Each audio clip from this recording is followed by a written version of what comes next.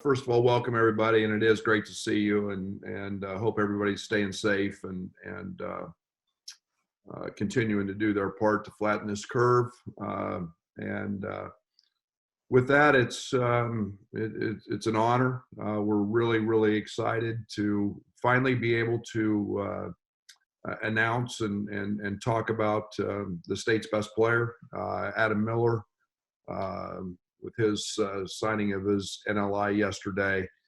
And Adams obviously very worthy of everything that and all the awards and accolades that have come to him. I go back 2 years plus with Adam in an individual workout that I watched after a team workout at Morgan Park, and the intensity with which he worked out. And there wasn't a coach there. This was a self-driven, self-motivated workout after about 2 hours of a team workout. And I made the comment to Nick Irvin at that time. I said, this young man's got a chance to be really special. Fast forward to the spring, and we saw them play a couple times, obviously recruiting Iowa. State championship game, which I thought he was as dominant as any player on the court as a sophomore, and he did it from the defensive end, and that impression has never left. Adams turned into one of the outstanding two-way players in college basketball. He's an extremely athletic young man with a terrific body. He has the ability to not only play the point, but he has the ability to shoot it as well as anybody in the country. He does that with deep range, and then he's got a game that is high IQ. A very willing and unselfish passer, and you add that component with the two other young men that we signed in the fall, and we're really excited about the IQ and the feel that this group has as basketball players. But Adam's got a ready-made body that will continue to develop under the tutelage of Adam Fletcher. But a guy that is definitely one of the top players in the country. And his versatility will be very evident as he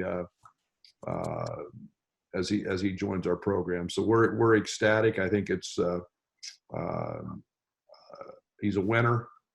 He's an outstanding student. He's a guy that unfortunately probably didn't have the opportunity to win another ring and state championship this year with coronavirus, but has been exceptionally well coached with Nick Irvin and all the success that has come out of the Morgan Park program, and has spent most of his life in Peoria, very close with DeMonte, and we couldn't be more ecstatic to have this year's Mr. Basketball joining our program. Okay, we'll get started with questions. I'm going to start with Scott Ritchie. Go ahead and, Scott, unmute yourself and whatever you got for Coach. Hey, Brad, I guess just how do you maybe foresee Adam and Andre maybe complementing each other, kind of playing off of each other? That's going to be fun to watch. You're talking about two guys that have the ability to make others around them really good, and they're both very good passers. They're both capable scorers at a high level. I think Adam's got just tremendous range. He's a tremendous shooter, and yet he can play on the ball as well. So I think there's a lot of excitement from my standpoint about the thought of those two developing an unbelievable chemistry with each other in the backcourt. They both played in a tournament together in South Carolina, middle of the year, and Curbelo's team was very good. I think they got beat in the finals, and he was the MVP. But those two developed and forged a relationship there. So that's exciting. They've been building on that, but they're both guys that make their teammates better, and they'll make each other better. There's no doubt about that. Scott, do you have any follow-ups? Yeah, just with, I guess, Adam and Andre, then both of them, how do you see them fitting in with the guards you have now? Trent, Monte, Austin, etc. Yeah, I think it gives us tremendous talent. I think every one of them are different. They're not like pieces. You throw Austin in that mix, and you've got a 6'6", 6'7" perimeter guy. That extreme athleticism. You've got the experience and leadership of DeMonte Williams and Trent. Both of those two have turned into elite defenders. Have a wealth of knowledge and can help tutor those young guys. I think when you look on the court, it gives us an opportunity to play small. It gives us an opportunity maybe to play four guards and have tremendous passing, have tremendous athleticism, and that's pretty exciting to have that flexibility. Okay, we'll go to Gavin. Good here, covers it for the Peoria Journal-Star. Gavin, go ahead. What you have? Hey, Brad. I hope you're well. Just wondering about Adam. What do you see about his game that he needs to improve on the most as of right now? And what do you think is his best attribute as of right now? Well, I think one thing that really excited me with Adam was watching him at USA Basketball last summer, and you're talking about what the best players in his class, and the heavy, intense instruction and the discipline, and his fundamental base is really, really solid. Athletically, he's a young man that's not going to get overmatched as a freshman. You look back at this year in the Big Ten, and really how many freshmen impacted our league. There's not a ton, and those that play are usually ones that physically are more mature and ready to go. So he's extremely athletic. He scores it on a lot of different levels, but I think he's ahead of most with a mindset about what he does on the defensive end, and he takes great pride in that end of the court. To see what his weaknesses are would be unfair when I haven't had him one-on-one in the gym and watched him. He doesn't have a lot. I say this to all of our players: you can never shoot it well enough, and you can never handle it well enough. And those are things that we'll always work on. But just gaining experience would be the one thing that he doesn't have yet, but will come very quickly for him. We'll go to Joey Wagner. Joey, if you've got something, now is your time. Hey, Brad, obviously 2 years ago you get Io from Morgan Park, and he was asked to maybe shoulder quite a bit as a freshman for you guys with where your program was at that stage. How is that different maybe with Adam coming in now and you guys being a little more advanced in what you're building? Well, I hope we're a lot more advanced. Joey, I think the one thing that is Io believed in us when it wasn't the sexy thing, so to speak, and we weren't winning, and we were building this, and yet it's never not been our vision, our plan to have the best players from the state, the best players from the city of Chicago, and the ones that fit. And Adam comes along, and I don't, as you guys know, don't get into all the rankings. I just know he's ranked really, really high, and he's a really good player that is a guy that fits everything we do, and he's going to be an integral piece of us continuing to climb the mountain. I've said the last piece is you get close to that top, it gets really steep and hard to get there. And we were playing for that the last week of the season. And Adam's walking into a nice situation that he's got leaders, he's got guys that now have won. That group Io came in with was very, very inexperienced, had not won. And so Adam's going to be able to, and Andre and Coleman, they're going to be able to benefit from the leadership of some guys who've won some games now. Okay, we'll go to the Channel 3 triumvirate that's on here. Brett, Craig, Marley, you guys are up, and then I'll do on deck if that helps. I'm going to go to the Illini Inquirer duo is on deck, but let's go to Channel 3. All right, I'll start here, Brad.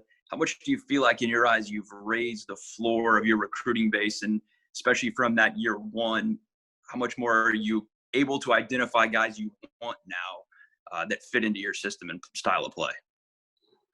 Yeah, it's a great question. I think the one thing that is we fought early was winning, and we fought the. There's so many things that factor into that, and now we've got plans for the upgrade of Oven and people. We had so many young guys in at the end of the regular season to see State Farm Center.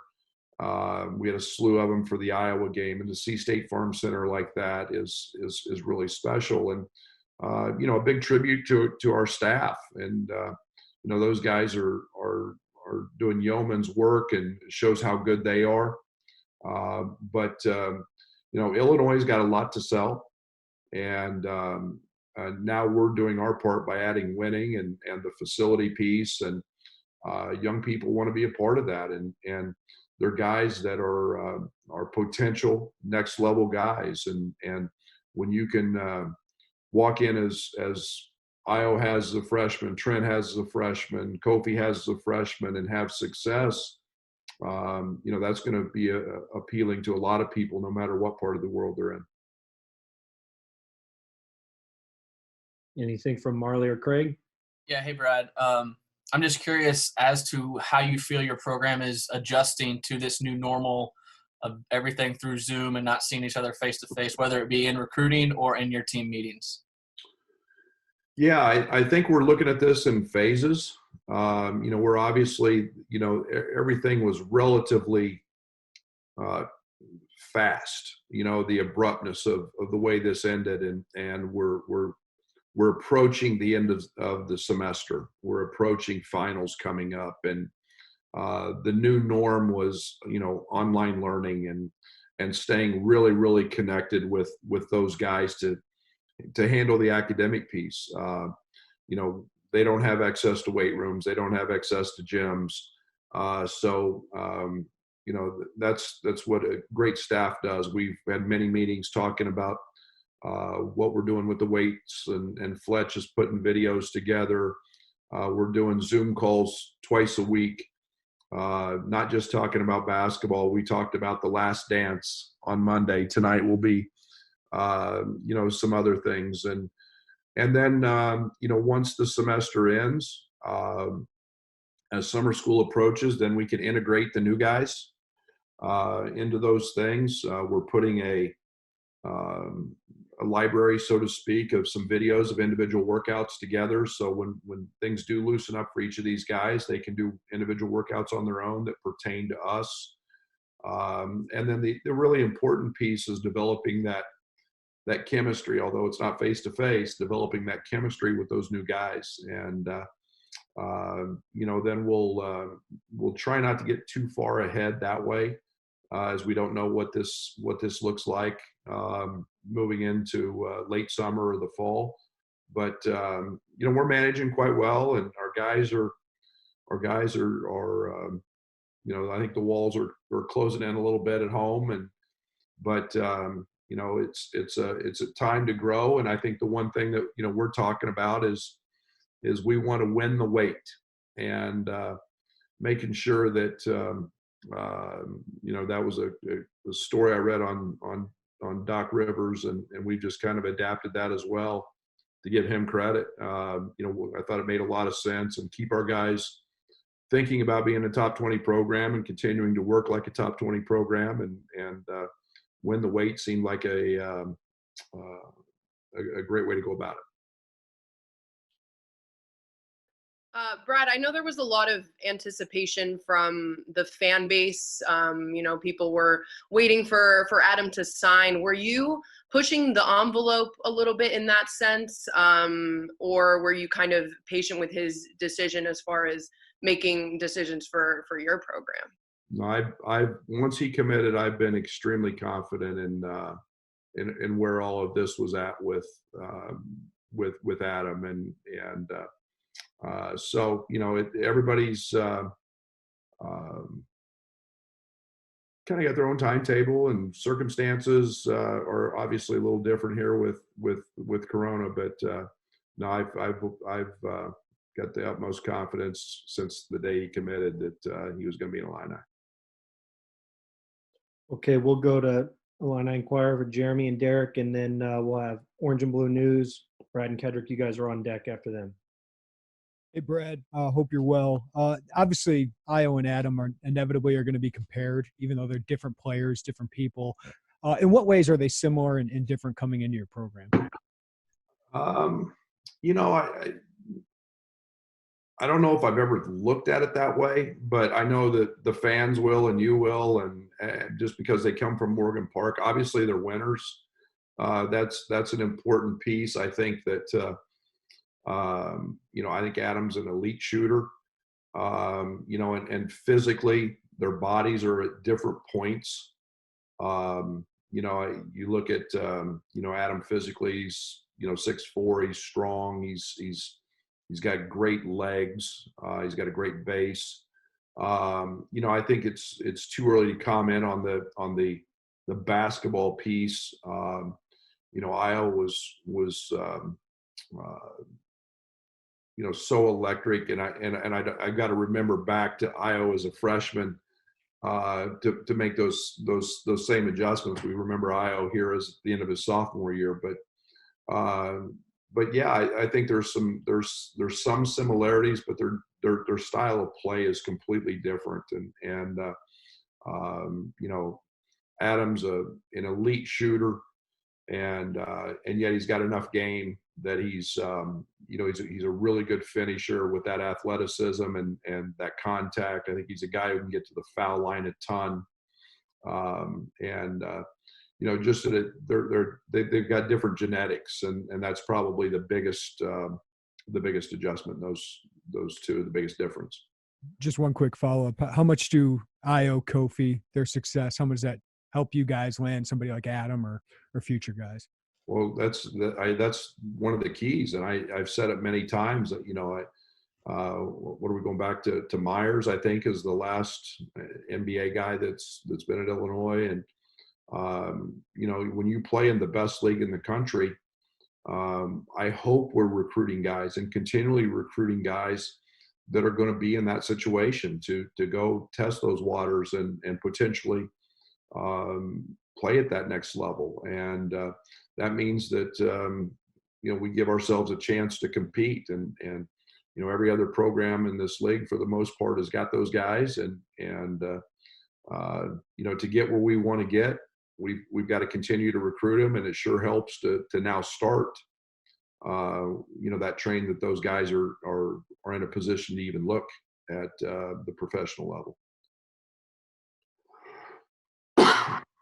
Brad, when you were hired, you talked about wanting to be the option for the top players in the state. How far do you think you've come in terms of just the brand of the program in state to get Io, to have him succeed like he did, to win on the court this year, and then to sign Adam? What does that do for you? How's that process been, and what does that mean for the future? Well, I think that's probably a better question for a lot of the other high school coaches and AAU programs to answer. I look at it. I think winning helps Derek. I think that obviously Io was the first freshman to ever lead an Illini team in scoring. He becomes an all-league guy. Everybody sees his body change, so I think that he's such a great representative of our program. and representative of the city of Chicago and the state. And so I think that's obviously something that is can be contagious and can be something that other young people want to be a part of. And obviously it impacted Adam and their history together, their time playing together. They won a state championship, and I don't see that stopping. I think that winning helps a lot of that, and we're going to continue to try to recruit the state's best players. And this state has unbelievable coaches and unbelievable AAU programs, and I do think that playing in front of 15,000 in the orange and blue every night in the best league in the country is going to be appealing to those here in our state. Okay, if we have anything from Brad and Kedrick, I'll turn it to you, and then we'll have Nico on deck. Hey, Coach, how are you doing? This is Kedrick. Just real quick, can you tell us when you first got the job to what the recruiting has been like now, as far as the parents and players and coaches, the way the people perceive the program? I'm sure going into it, they wanted to see the product on the floor, but now that they've seen it, what has it been like? Is it a little bit tougher or easier for you now? Oh, it's I don't want to say it's ever easy. It's never easy, Ken. It's one of those deals that, but it's nice to we were selling a vision, and early on, and that vision was not reality. It was not something that was you're building and you're changing, and you had to have a vision to be a part of that and to believe in that. Now we can show hard facts, and we can show them the success that individual players have had, not at Illinois, not just show up guys that have been successful at Oklahoma State or Stephen F. Austin, and now we can show winning, and we can show the growth of and being redone, and the facilities, and so it's much easier to sell that, and that's a big piece of it. Having guys that are potential pros helps, but I think overall that our style of play, the speed with which we play, our defensive intensity, the success freshmen have had, all of that is something that is helped immensely in the recruiting that we didn't have early. And I think, Ked, the other thing into that piece, and is to be honest, I mean, our locker room. We've got a locker room full of great guys, and other players want to be a part of that. And I think that's another big piece to this. Okay. Well, a quick follow-up. I know you said that when you first got hired, this was your dream job, a great destination. Is it living up to expectations and what you think? I'm never going to mess with happy, man. I'm the happiest guy in the world. And when you're surrounded by really good people, now I wish it maybe wasn't raining and 50 degrees today, but you play in the best league in the country, in front of the best fans. And when you start evaluating all of that, I work with a great group of guys. I'm surrounded by terrific people, and they're all helping us be successful. And so when I say don't mess with happy, that's what I mean. I'm the happiest guy in the world, and I can't imagine being anyplace else. So yeah, this has been something that's been electric for myself and my family. Go ahead, Brad.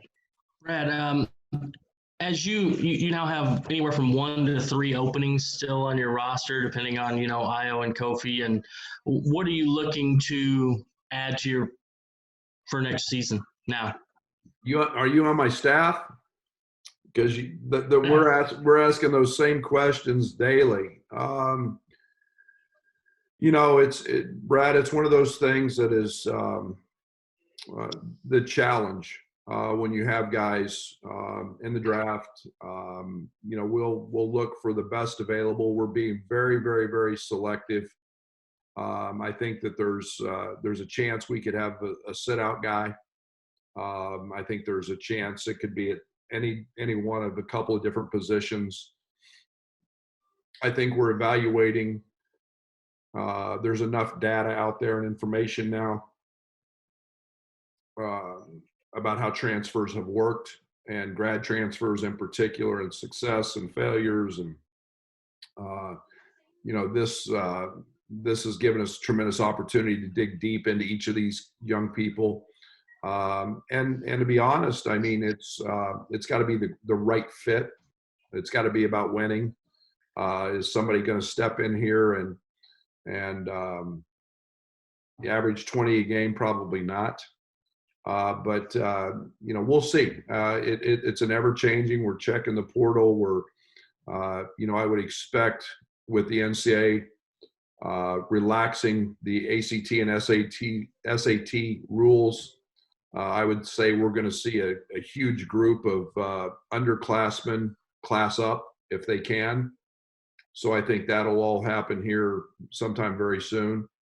And maybe that's a possibility, but we're in a pretty good holding pattern, but we're actively working every single day, and to be honest, we're spending a ton of time on 21s as well. So just one other follow-up. How important is it to add a person who can space the floor like Adam, adding shooters? Last year, obviously, you guys didn't shoot the ball very well from distance. And this year, obviously that's going to be something you want to improve on. How important is Adam to that? Yeah, he's huge. And, that was one of the things that I think we were the most disappointed in is we didn't shoot the ball well last year. And we were a little surprised by that. And we feel great about, Austin being a really, really good shooter. He's proven that in 60-plus college games already. Jacob has improved tremendously. Spent an off season shooting a million balls. And then you add an elite shooter in Adam. So I think that's we don't expect Trent to have maybe the off year shooting that he had. He's hovered around 40% his first two. But I think that'll be an area that, and I add Coleman to that. Coleman's an elite shooter. So I think we'll be a little different team from that perspective. And Adam's obviously, one of the best shooters in this class. Okay, we'll go to Nico, and then we'll have Scott Beatty on deck. And I'm in baseball season. I'm going in the hole. Rob McCauley will be in the hole.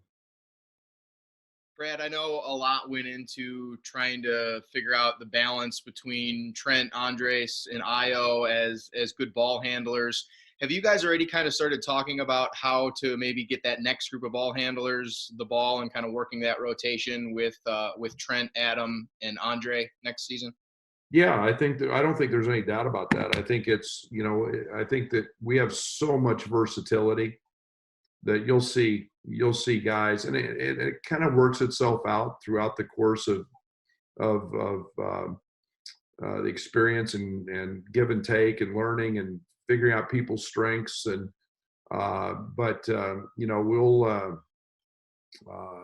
we've spent a lot of time studying a lot of different things offensively that I'm excited about. And like I said, I mean, you can see us play a lot of different lineups. As we did this year. We played smaller at times, we played bigger at times. We could still have all of those luxuries. I've said it that I think Curbelo and Coleman are two of the elite passers. In the country. Adam's a very good passer. So is Austin, and so we'll be a different team that we got to capitalize on that, and we spend a lot of time right now this time of year working on different packages, looking at all that stuff. Go ahead, Scott. First off, thanks for setting things up this way. Could you, Brad, tell us what the role was your assistants played in recruiting both, especially Adam Miller and Andre Curbelo? Well, I think the one thing is, I mean, it's you always try to prepare the best you can for what you think your needs are going to be as a collective unit. I'm always going to be one of those guys that I hope I'm heavy on guards. I really think that was one of the things that was helped us be set up for a deep run in March this year was we had really good guards. So in Curbelo, and I'm fascinated with passing and then Adam is a guy that does both and got an elite skill set. We identified those needs early on. We knew that would fit, and we've got a couple of spots, and I just think it's a good combination to have. And both those guys are different, and they're really good players who excel at making others better. Maybe my question wasn't clear. I was curious the role that like Chin Coleman played and I'm sorry. Orlando played and Well, Steven in the recruitments of those guys. Yeah, they're huge. We recruit as a group. We recruit as a team. Obviously, Chin's connections in the Chicago area are huge, and he does an incredible job of building relationships. Orlando was well documented, his involvement with the Curbelos and his connections with his father and playing professionally and all the international experience that Orlando has. But I'm very fortunate. I've got a terrific staff, and Steven has fit in incredibly well. And they all do something different. They all bring different pieces, different skill sets. And to me, that's what makes us unique. And I think very, I don't want to say unique, but I think it makes us successful, is we're all different, and yet they're all terrific human beings, and they're all great at building relationships with people. And without relationships, we're not getting those guys. And so they're a huge piece of this. And then one more, as you add talent like Io, Kofi, and now Adam, guys that at least have the potential for early exits, there's already a lot of roster turnover in college basketball. Obviously, it's a good problem to have because it means you're bringing in talent, but does it add a layer of complexity or challenge to building consistency? I think not really. I think it is what it is. I think we're looking at, you guys probably know better than I how many guys are on the transfer portal today. We've got to bring in the best players who fit our style, who fit our program, and not get overly concerned. I think the days of worrying about class balance and we want 3 freshmen and 3 sophomores, and those days are long gone. We're going to continue to, once the transfer waiver kicks in, we're going to continue to see this trend, I think, for a little bit until it all settles out. And we've got to recruit great character who are really good players, and this staff is doing a great job of that. And when I say the recruiting never stops, it never stops, and that's going to become more and more evident every day. And we're going to go to Rob, and we'll have Robert on deck and Matthew in the hole. This is kind of a follow-up to Marley's question. Why was it important for Adam to sign now in terms of what you can do for him in June? Financial aid, meals, a new place to live. Do you have any idea what you're going to be doing in June? No, Rob, I think we're all everything's very fluid at this point in time. I don't think that,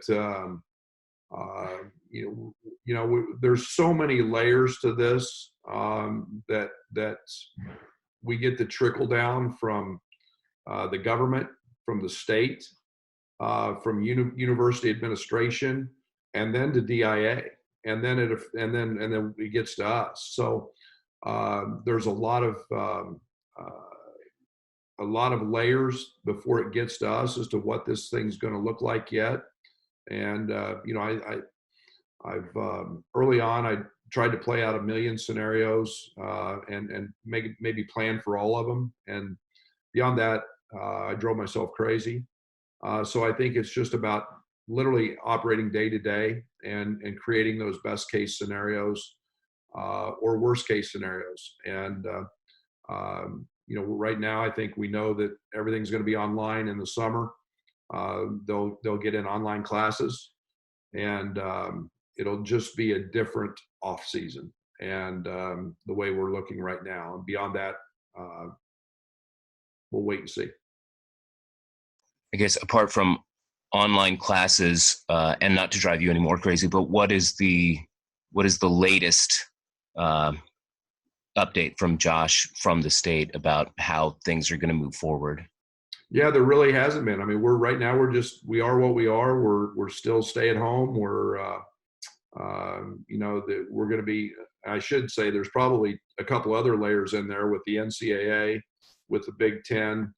We're looking at a lot of different things that, how they institute once we do come back, what that looks like in terms of bringing kids to campus, what it looks like in terms of teams not gaining an advantage because they live in a different state and can come back. And so there's a lot of things there, Rob, that we just sit and wait. And right now that's all we're doing is waiting for the curve to flatten.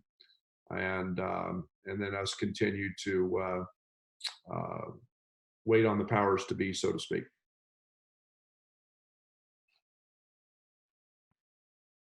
Okay, we'll go to Robert.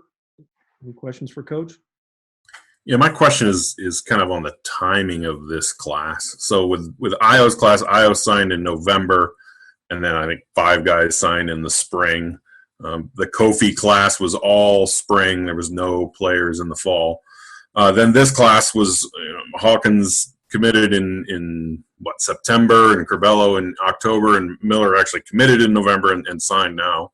And I know you can't talk about it, but now there's already a recruit for the 21 class. So has there been an effort to be earlier, or is that just how it's worked out with each of these classes? Well, I think a little both. This thing is, and I'll go back to year one. Year one, when you get the job, you're not recruiting, you're just filling scholarships, because now it's about relationships, and some of these relationships have been happening for years. So as there's more comfort with our staff and the prospects, there is a more likely a tendency to want to do things earlier because you have familiarity. Some of them is just when individuals choose to sign. And, there's a lot of factors for these young people today in terms of the decision-making process. And there's not a great answer for that, but as we become more familiar with kids and we recruit young guys and build relationships with them and their family, there is a tendency for young people to want to sign in the fall or sign a year ahead. And, we got in a situation this spring where I mentioned earlier, we brought a lot of 21s on campus. We followed up with Zoom on-campus visits, so to speak, with those young people because there's no AAU season. There's going to be nothing for them to play in front of coaches, and there's going to be nothing, no campus visits, and that's really challenging. So those guys that have relationships, have been on a campus, are more than likely to start doing and making some decisions earlier. Are you opposed to early? I mean, if you look in the past at Illinois, Jeremy Richmond committed as a freshman, Myers Leonard as a sophomore. Are you personally opposed to recruiting that early, or if it's the right situation, would you go for it? No, I think it's got to be the right situation. And again, I think we're becoming very much the needs of year to year. But I think especially in your state, when you can be really dialed in with guys and and travel's easy, and they have access to you and your facility and your games and your program, I think you're a lot more likely to take a commitment younger. And yeah, we'd be all in favor of that. We have no objections as we continue to build relationships with coaches and young people in the state. Okay, we'll go to Matthew and then Gabby on deck and Jim Cotter in the hole. Brad, I'll ask the recruiting question first, and I got an on-court follow-up. But on the recruiting question, do you feel like you're more, you're ahead of where you were before about trying to keep kids at home that you really, really want? And did you feel like when you took this job there was a hesitancy and you had to cross that hurdle? Or did IO kind of solve that for you? If you kind of understand where I'm getting at, there seemed like be a hesitancy of in-state elite talent wanting to come to Illinois. It seems like you might have gone a little bit further in reversing that trend. I hope so. That was the intent. I think that there's so many positives here, and the University of Illinois is special. And I think that when you haven't won and you haven't been successful, that's a huge factor in people making their decisions. And I get it. We're not going to be able to take everybody, and we're not going to be able to take guys sometimes that are really good because they don't meet our needs at that certain time. But I do feel like we've become the option, and I think we're a program that can affect young people's lives in a very positive way, and so IO helped that. There's no doubt, and he was the right fit at the right time, and coming in as a freshman, and was able to really kind of help make it. I use the word sexy, make Illinois basketball cool again. And then we started to win and put other good pieces with that. And good players want to play with good players, and and winners want to hang around winners. So it's a combination of a lot of things there. My on the court follow-up doesn't really have anything to do with Adam. What it has to do with is Georgie and trying to find his game with Kofi. And I know that there was some frustration more from Georgie just trying to figure out how he fit in his sophomore year. Is that something you still want to find going into this offseason and going into whenever you get started with off-season practices? Do you feel like that can still fit with him and in a world where you still have Kofi? Absolutely. And I just time and experience will help that, and working through that. And I think we spent a lot of time this year trying to still figure out how to get Georgie post-ups and space the floor and do some of those things. That becomes a complicated situation because we didn't shoot the ball great. And, so spacing was always a challenge for us this season. And that floor became very, very compact because of our inability to be a consistent shooting team. But, if we're as good a shooting team as I think we're going to be, that stuff becomes remarkably easier. And now he's got experience doing it. And I think that those things become a lot more likely to happen than unlikely. Okay. Gabby from the Daily Line, do you have anything for Coach? Yeah. Hi, Brad.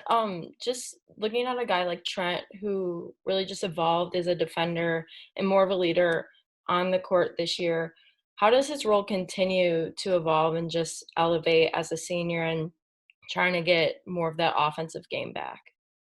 Yeah, and I think that we've spent a lot of time talking about that, and it's a great question because I do believe he was the elite perimeter defender in our league. And you start talking to other guards in this league, and they didn't like Trent Frazier guarding him.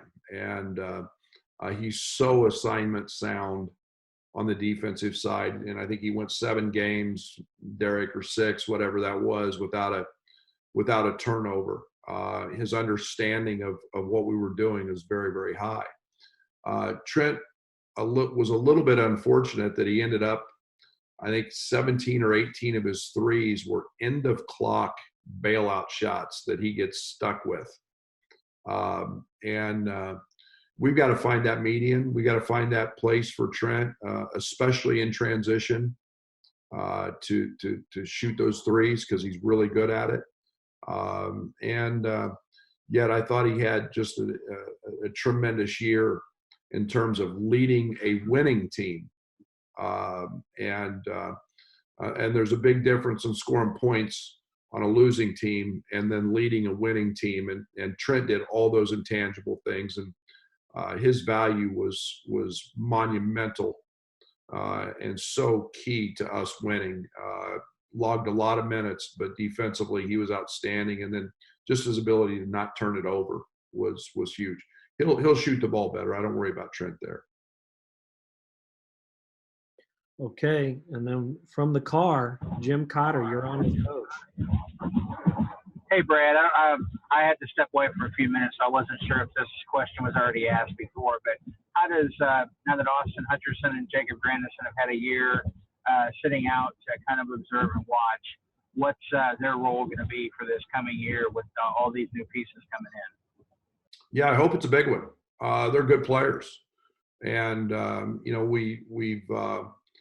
we've added weight to those guys just in terms of the familiarity of understanding our language, what we do, being a part of 100 practices is something that cleaning up weaknesses in their game with a lot of individual workouts with those guys. I love where we got with those guys in terms of their bodies. Adam Fletcher's the best for a reason. All those guys are 18 to 20 pounds better. Now they've got to make that next transition and go perform on the court. What helps them is they've both done it before. They're not coming in here as true freshmen. They're going to be 21, 22-year-old upperclassmen who've been on the court at the collegiate level before. So I'm excited. They're multi position guys. Jacob's got an unbelievable motor, and has improved his jump shot a great deal. He's an elite cutter and passer. Austin can play really 1, 2, and 3, and then is athletically so talented.